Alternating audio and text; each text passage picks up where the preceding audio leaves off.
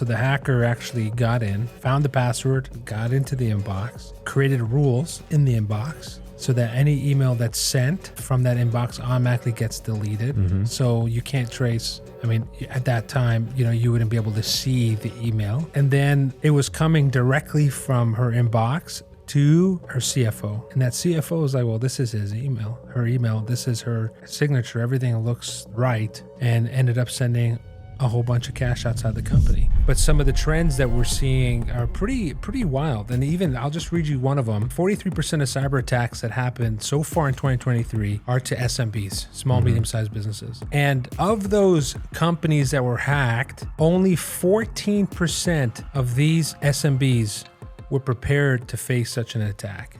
You have a 10-employee company, trust me, your employees have gotten fake emails, right? It's happening. It's not if, but when you will be hacked.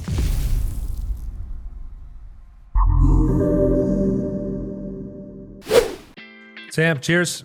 Cheers, man. Welcome to Empowering You, episode number 3. Can you believe it? We're here. Hey, man. What do you got in there, Sam? Oh, man. I wish I had something better, man. I got water in here. I got coffee. Okay, I got a joke for I you always before we get started. Wondered what newscasters and stuff would do. Man, who knows? I bet you there's some kind Do you of always see them writing secret, stuff, man? probably. Yeah, that's right. Anyways. Okay, man, I got a joke for you. Okay. What's a hacker's favorite season? I don't know, man. Tell me. Fishing season. Only IT people, fishing, man. Yeah, IT trying to get your it. credentials. Yeah, that's well, good this episode is actually going to be part of a IT-focused episode, and we're excited about this. In our last episode, too, we talked about the 4 mistakes that we made as owners of a company. Yeah. And there was one particular one that was about forming the right team, wishing we had formed the right team early on, right? And I was thinking, how great would it be to just talk a little bit about the right IT team? And I know it sounds hokey because we're a cybersecurity company, but let's give the audience and people that are going to watch this on LinkedIn and different places kind of an inside scoop, a perspective that you wish you had. Like if you had a cousin that was an IT expert. I do have a cousin that's an IT I bet expert, you man. do. If you had a cousin who was an IT expert, you're like, hey, bro, can you give me some advice here? What should I do, right? But I want to talk about, what's the right IT team in this current environment? And depending on the size of company, of course, right? But some of the trends that we're seeing are pretty wild. And even, I'll just read you one of them, particularly from Accenture. They were talking about how 43% of cyber attacks that happened so far in 2023 are to SMBs, small, medium-sized businesses. Yep. And of those companies that were hacked, only 14% of these SMBs were prepared to face such an attack. And I think as like an SMB, as a small, medium-sized business, IT is often thought about as an afterthought. And you sit down, Sam is like a fractional CIO for a lot of our clients. So, I have some questions for you, but like when you enter new environments, right? When you enter new environments, what are you typically seeing is the structure of those environments around cybersecurity and IT? Well, I mean, it's a loaded question because there's so many different environments that are in so many different states. But I think ultimately, the biggest thing we see like structurally is that there is no structure. And that is the part that's missing today. And that's why it's so complicated for cybersecurity environments, IT environments. I still remember a time, and we're old enough now, Shadi, to remember to say like back in the day, right? And all those types of things, right? But back in the day, there was times when you could go to work without a computer and still be able to do your work. You could go to work and not need to use email and just pick up a phone, and you had a desk phone. I mean, desk phones nowadays, most people don't use them. They use their cell phone. And I mean, without a computer, you cannot work. It's just not possible anymore. Because you're accessing your ERP applications and your email and so forth, so on. So, I mean, as the complexity of the IT environment has just grown over the years, so has the policies and procedures, which is parts that are often overlooked in the SMB world, and sometimes even in these very large corporations, because they're very difficult things to manage and maintain. But that's what we see missing is these structures. I mean, let me tell you, the best practice I guess the best defense in any cybersecurity environment is to have backups of your data, so that if anything happened, because it's, the biggest companies in the world out there are getting hacked and infiltrated, right? So will the small, medium-sized businesses, right, that are running on these large corporations' softwares. The best defense for any of that is backups, right? And so that's the number one thing we do when we go in there is build these structures, policies, make sure they have backups, and put in these strategies for recovery times and so forth. So on. I mean, it can get very complicated. I could talk for hours about it, but I mean, that is the thing that we see missing. It's a lot. It's very complex, and now the small and medium sized business has to start implementing these complex policies and procedures in their everyday now because it's needed, because they're using these types of applications. And the IT industry has been interesting. Like regulations are just starting to hit. Yeah. Right. Oh. Like in Europe, you have GDPR. That's one of the big ones, that any kind of personal identifiable information. There's a whole process to manage that's regulated. And IT firms have to function within those regulations, and those are coming now. Yeah. So it's interesting that, what's that stat, Sam? You recently told me a stat about by the year 2030. Can you remember that one? Yeah, I was just in a decade. You're talking about the outsourced IT? Yeah, in a decade. We were just reading an article, and somebody just quoted a CEO of a large corporation that manages a lot of the IT programs that we use in our day-to-day life to do IT things, if you will. He was just saying that in 95% of IT will be outsourced in some form or fashion, because the days of having an IT department that you hire in-house that has the skill set to do the whole breadth of IT things that you need done, it's just going to be very expensive. You're going to be a very, very large corporation to do that. And even those guys are saying, hey, I need to have somebody that's so trained on these specific things, and that's what they do every day. I'm going to outsource that specific Co-managed. Yeah, which is a big thing that's happening now. Yeah, I mean, it's happening all over the place. But that is so true, right? I think that the modern CEO, right, or president of the company or board that's looking at IT and cybersecurity and protection, it cannot be an afterthought anymore. You have to allocate the right resources. You have to ensure that you have the right insurance in place to make sure you mitigate any attacks. Well, you're talking about the GPDR and all those types of things, right? GDPR, sorry. Cybersecurity insurance, we see it all the time, are mandating these policies. If you have cybersecurity insurance for your companies, mandating these policies and procedures that you have to have in place, right? For your think about a small business that's like, man, I have to do dual factor authentication and all these fancy terms, if you will, right? So, I mean, it's just, you're little caveat on that. Cyber insurance companies felt like they were making hand over fist money, like signing up all these cybersecurity. And then they realized it's the humans that are causing all the errors. We're clicking on stuff we shouldn't be clicking on. And that's what's driving them now to scrutinize everything, which is why we restructured our packaging even this year, because we said, look, we have to have a minimum cybersecurity insurance package. Yeah. Like the solutions in there have to match. But going back to the point of, the board or the existing president or CEO that's actually looking at cybersecurity today, or even managed IT services, whether they are, SMB, you have a 10-employee company, trust me, your employees have gotten fake emails, right? It's happening. So it's just the question is, we have a saying in our presentation that says it's not if, but when you will be hacked. Right, and that's like how you said that you have to have the backups in place, right? And the other proper tools like dual factor authentication and not having the same password for everything. Let's do some stories, man. Let's talk about some stories of what's happened. Oh, you give one first, man. Like, what's a story that you heard of, Ed? Like, just with one of our clients. We don't have to name names. Well, let's talk about us. I mean, most people will share that. We're an IT company, and we are being attacked, right? That's right, all the time. And we had a situation where an employee of our company was having a conversation with another Shaddy. I'm like, Shaddy wanted to send $6,000 out. to this guy's account, and that it was created in the bank account and it was set to go. But luckily, with our CFO, we've been working on a lot of internal controls that there's nothing that gets sent out of the bank accounts without our permission and our approval. So we're able to catch that. But just to let you guys know, like, we are having to be diligent and train our team all the time on this stuff. Yeah. So think about it.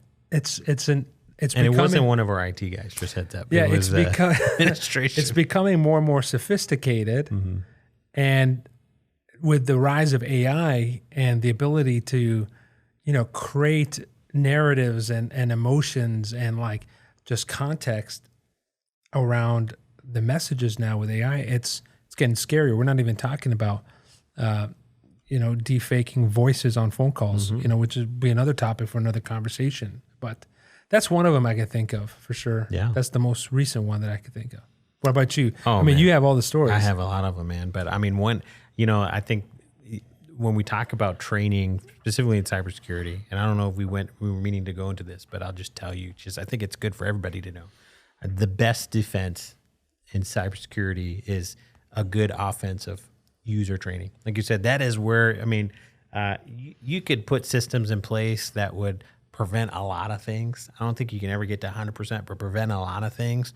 But it'd be so cumbersome to work in that system. Yeah. We talk about, like, how do you prevent phishing emails from even getting to my inbox? Man, it'd be really, really hard. You'd miss a lot of emails that really were intended for you, So the better thing is to be able to spot the ones that are fake. And there's a lot of good tools out there that help you do this. But I think, without the right training, even with the right tools in place, it doesn't matter, right? Like, so we had a friend of ours that had, all kinds of security on his on her phone, and she was, all kinds of stuff preventing emails and stuff from preventing people from accessing her email. Right? Yeah. She had to approve everyone. Right. She was at the right moment in time approved it because she thought she needed to get in, but it was actually somebody else that got access to her password. Even though she had dual factor, she let that person into her email, and that person then asked their accounting people for money and so forth, so on. Right? Can we just give a glimpse into that one? Yeah. That person, so the hacker actually got in, found the password. She was a public figure, right? So found the password, got into the inbox, created rules in the inbox so that any email that's sent from that inbox automatically gets deleted. So you can't trace. At that time, you wouldn't be able to see the email. Yeah. And then it was coming directly from her inbox to her CFO. And that CFO was like, well, this is his email, her email. This is her, signature. Everything looks right. And ended up sending a whole bunch of cash outside the company. And luckily, the bank was able to step in and stop it, thank God. But crazy situation we see all the time. But see, that's where policies and procedures really come into play. Internal controls too. Controls, yeah. The CEO and the president and the board now has got to look at IT, right? And why don't we touch on the options that are out there? Because I thought, as you're assessing the right team for your company, what are the options that are out there and what are people pivoting to? Just like Sam said, 95% of companies, SMBs, are going to be using a co-managed or a managed services company by the year 2030 in the next decade or so. So it's the type of company we have. And the reason why is because you got to stay on top of things. And we're at conferences all the time. Yeah. So one of the IT partners that you can have is obviously hiring somebody in-house. That's one solution, right? But what's happening now with that is that one employee has got to be in the know, right? They got to be going to IT conferences. So whether you have them, let's just say a $90,000, $100,000 salary for this person that could do level 3, maybe even more, to be honest, and that depending on the market you're in. That person's got to be able to be reactive, and they also have to be proactive. Now, it's really important you guys get the difference, right? We have a company of ours that we manage that's about 12 or 13 devices, 12 or 13 employees. They had 0 reactive tickets last month. 0. Printer issues, computer issues, but they had 41 proactive tickets. I mean, proactive tickets, like we got to inspect the backups. Yeah. There's checklists that are very boring that you got to go through to make sure things are taken care of. Alerts, patches, antivirus alerts. So there's a reactive, proactive. So the first person that you could think about bringing in is a 1 employee, 2 employee IT internal department. The question is, are you going to be able to manage them and get the reporting from them to keep them accountable on what they're supposed to provide you? And are they being proactive, not just reactive to the employees' issues in the company? Any thoughts on that? Well, I mean, number one, the holy grail is 0 reactive tickets and just proactive tickets. That's what we strive for. First right? time. No issues being reported, and hence that's why we do the proactive things. But I mean, I think there's a lot of things to unpack there. I mean, and you talk about like hiring 1 or 2 employees. Again, there's so many skill sets that's needed. We just break it down, like let's call it, without getting very technical. You need somebody that can build your networks so that you can connect to the internet or printers locally. You need somebody that can fix computers. You need somebody that can fix printers. You need somebody that can then think about security and email softwares and the programs that you use in your day-to-day life, like, I don't know, Word, Excel, ERPs, those types of things. So when you talk about hiring the 1 or 2 person, man, I've been there and I've done that definitely in the beginning days of my career. But you can never do it all. I mean, you really have to have a good team with a breadth of knowledge anyways. So I think that's where you see that co-managed aspect. You could see that. It's so needed, right? Because do you trust your internal IT department to be strategic with you? Mm-hmm.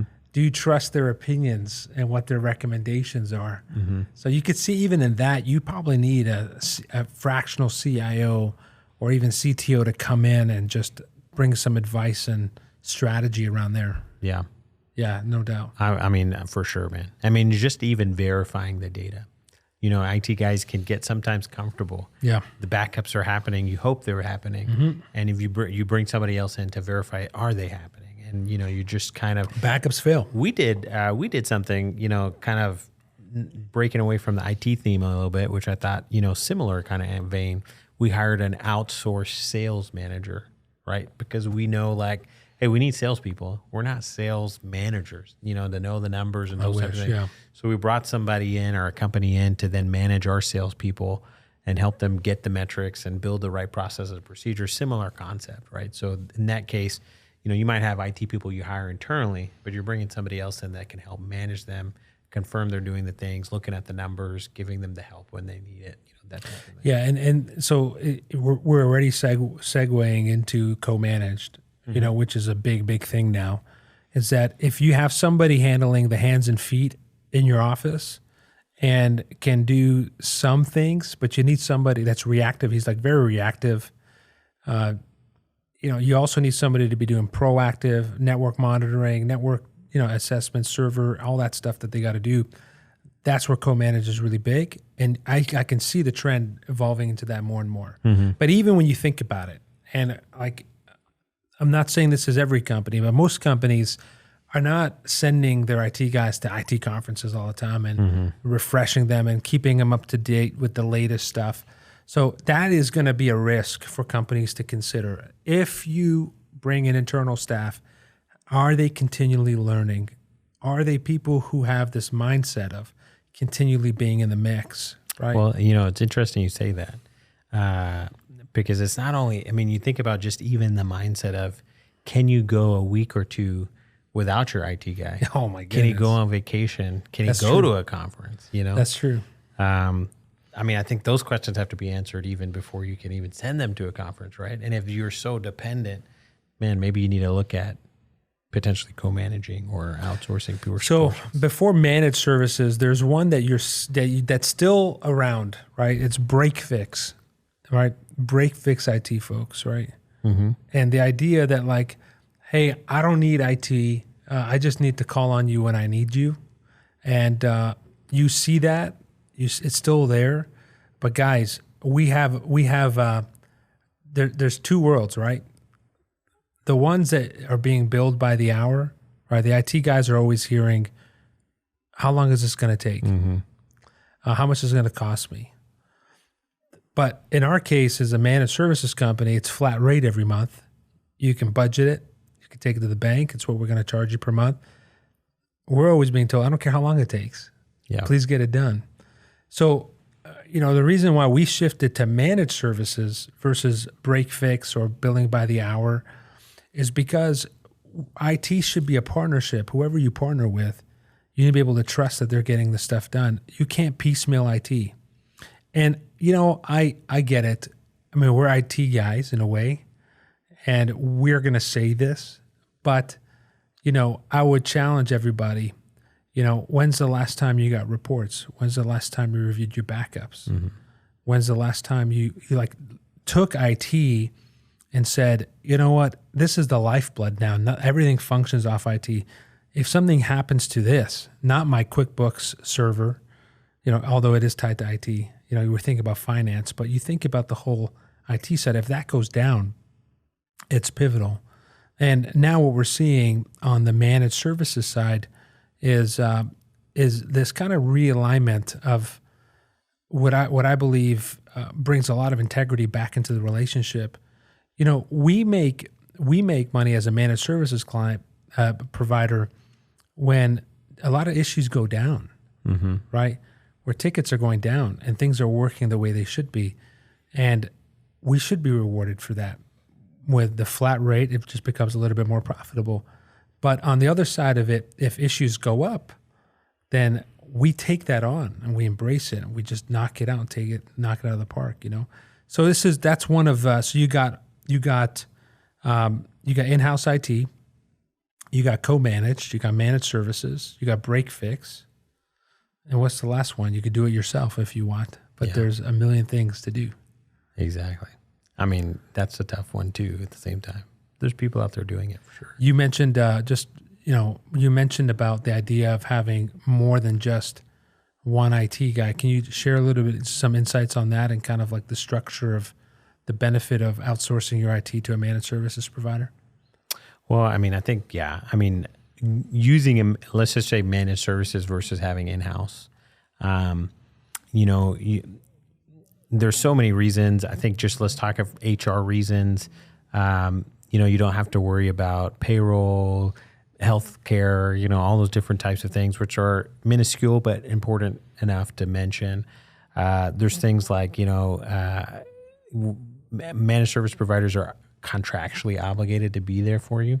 So they're not worried about, they're not going to move for another job somewhere else, or they're not doing, one day they get a better job offer. They're in a contract with you and they're going to get other contracts with other clients as well, but they'll be there and they're consistent. Yeah. It's their job to find techs. If their internal people leave, it's their job to find it. But that one company, you've got a contract. So it's good to find the right managed service provider at the same time, typically. And then, of course, those guys will have a great bench, network guys, server guys, Office 365 guys. I mean, the list goes on. But hopefully they've got a breadth of knowledge too that they can apply so that when things come up, whether it's small or big, they can address it versus, just doing it in-house with one IT guy. He might be limited. He might be good at some things, but not the best at others. So we encourage, you guys to look at co-manage at the minimum.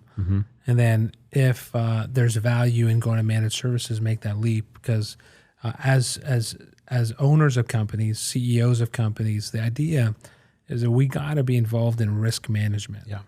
And the idea that when you outsource that, you do offload some of the risk, and not all of it, but you do offload some of the risk contractually, where the managed services provider has to perform exactly in the contract. And I think too, I mean, it comes back to even the name of our podcast and Technologies empowering you. There's things that, you do well, right? There's things that I do well, but like IT people do IT well. They're not good accountants. So you want to bring in the people that are good at what they do. And there's a lot of small, let's talk it without even bringing in. We didn't even talk about the third category where you're saying do it yourself, why would you do that? Because business owners are typically skilled in the product or service that they're selling, right? Let's say they're a CPA. They don't want to be doing IT, man. So empower yourself to do what you do best and let somebody else do the rest. And that's kind of the mindset there of like, why you want to bring in a managed service provider. It'll pay dividends. It feels like a little bit hefty at first, but then after a while, it's like, oh man, That's right. I don't want to go any other way. So anyways. That's good. Yeah, man. Man, I hope this was insightful for you guys. This information hopefully can help you guys make the best decisions out there. If you've got IT challenges, I'd love to hear them. Any questions you guys have in your comments on YouTube and LinkedIn. Sam, anything else you want to add before we go? Yeah, I think, man, we've got some exciting episodes coming. So Yes. stay tuned, guys. We've got some guests that we're going to bring in that I think, man, it was really fun to shoot some of that stuff. And For sure. we're going to shoot some more here soon with those guests. So stay tuned. And then we'd love to hear from the people that are watching this, give us some topic ideas, give us some input, give us some feedback, Yep. Write your comments down below, man. We want to read them all and get back to you. And if you haven't subscribed, please subscribe today. We'd love it. And we appreciate you for doing it in advance. And we look forward to seeing you next time, man. Awesome. It'll be good. Thanks for watching, guys. All right. Have a good one. Bye-bye.